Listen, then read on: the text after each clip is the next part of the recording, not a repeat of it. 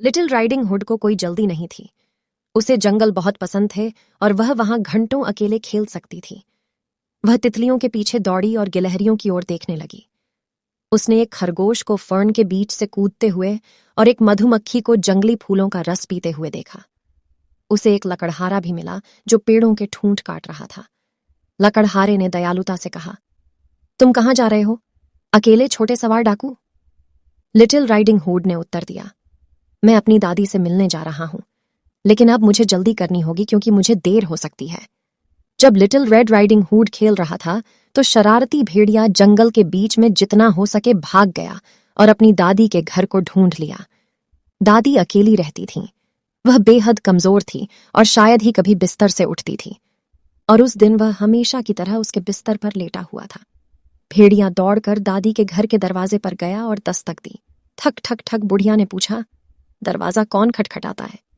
भेड़िया ने छोटे सवारी वाले डाकू की आवाज की नकल करने की कोशिश करते हुए कहा, मैं छोटी सवारी वाली हुड हूं दादी। दादी ने कहा, अंदर आओ बच्चे, कुंडी खींचो और दरवाजा खोलो। भेड़िए ने दरवाजा खोला और अंदर आ गया। आप अंदाजा लगा सकते हैं कि जब दादी ने भेड़िए को अपने सामने खड़ा देखा तो उन्हें कितना सदमा लगा। वह डर के मारे बेहोश हो गई और कुछ ही क्षण बाद भूखे जंगली भेड़िए ने दादी को एक ही बार में खा लिया। लेकिन भेड़िया अभी भी संतुष्ट नहीं था।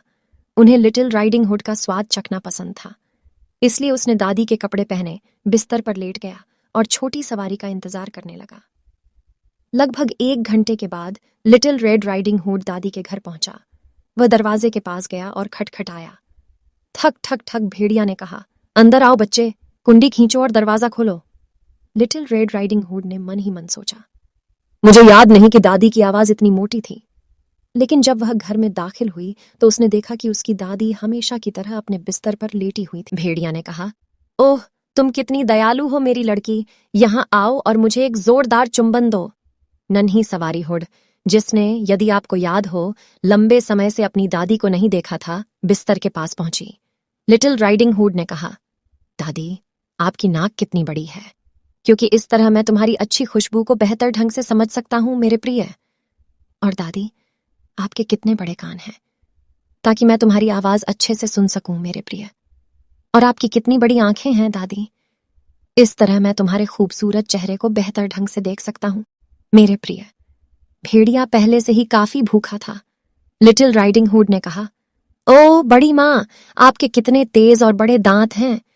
भेड़िया फुसफुसाया, क्योंकि इस तरह मैं तुम्हें अधिक आसानी से खा सकता हूं।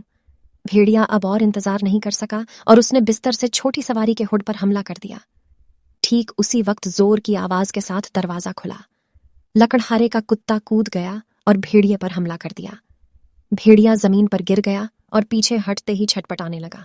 कुछ सेकंड बाद लकड़हारा आदमी आया, अपनी विशाल कुल्हाड़ी अपने सिर के ऊपर ले गया और जोर से उसे नीचे गिरा दिया।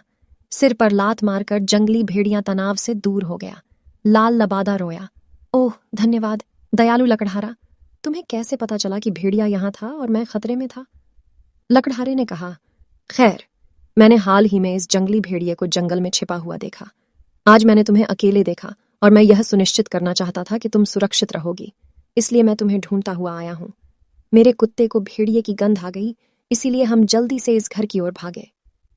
लिटिल राइडिंग हुड ने कहा, ओह प्रिय लकड़हारे, तुम कितने बहादुर और चतुर हो, मैं आपको फिर से धन्यवाद देता हूं।